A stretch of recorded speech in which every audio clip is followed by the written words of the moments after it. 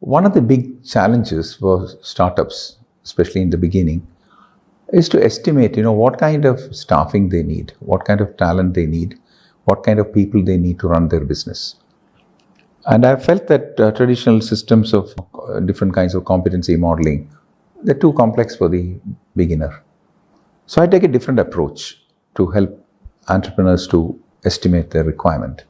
And I start from outside in. So the first thing I ask them to do is to do a stakeholder mapping. So as an organization, you put yourself in the middle and then start looking who are your key stakeholders, who are defined as people who can make a big positive difference to your organization or a negative impact on your organization, like competitors. And there are semi-neutral people like governments who need their taxes to be filed and compliance issues. So there are various stakeholders for any business. So you start by mapping them. And the second step is to do, what do they need from us? So as an investor, what does an investor need from a startup? If he's putting in money, he's looking for a healthy return, an ROI.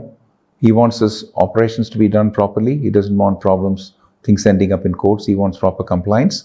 And third is that he wants to be kept informed of things that are happening in time. So you list the main requirements of these stakeholders.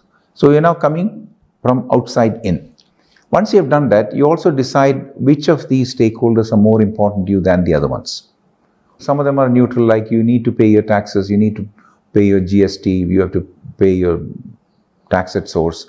But they don't particularly add to the business, but if you don't do that, you get into trouble. So you need some resources to keep it running on time, properly.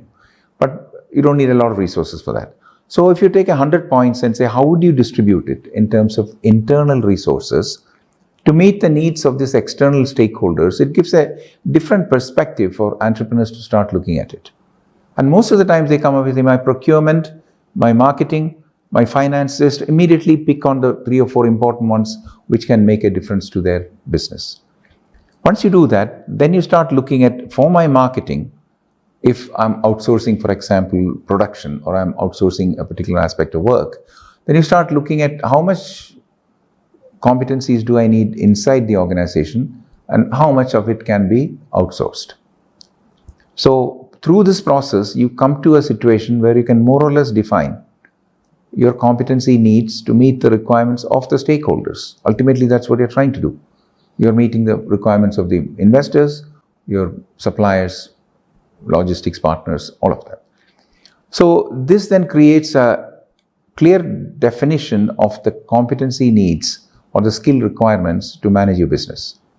Now comes the more difficult part of saying, how do I get these talent? And that comes from firstly from an analysis of what do you have. Many entrepreneurs might be skilled in one area or the other.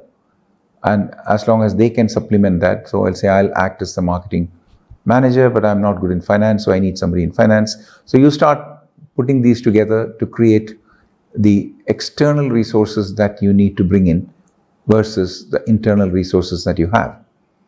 One of the problems I've seen is that there is an immediate tendency to say we'll go and recruit people. Not today. If you look at it, there are maybe 20 different ways you can get talent. I'm going to talk about that. A permanent employee, full-time, is your last option.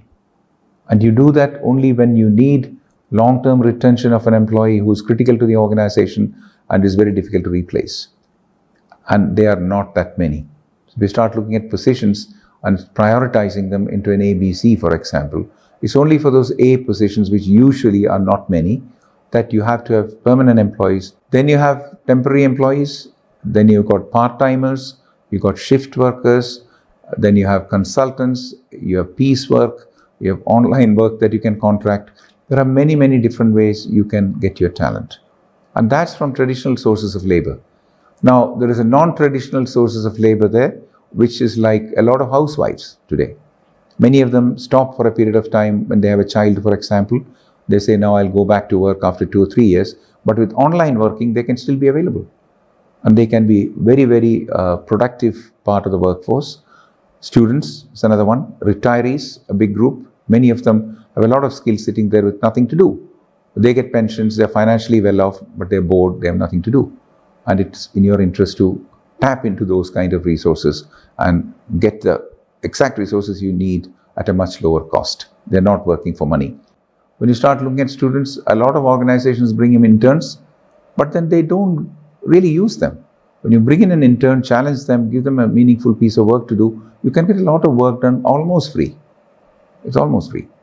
And there is a last group, which I would say there are many, which I think is really underused in India, is the ex-servicemen. There are a lot of army people with enormous amount of skills in different areas who are retired. Now they have reasonable pension, they're happy, they're comfortable, and they're all over India. So especially if you're going into a rural area, you're going into semi-urban area, its chances are that you will find really qualified and powerful people there who can be part of your organization. So rather than taking a run-of-the-mill approach to say, I'll recruit all my people, start looking at it strategically and say, what are the smart ways I can get talent into the organization and balance it in such a way that I can meet all the requirements of my stakeholders. To me, that's the simplest way of staff planning. Thank you.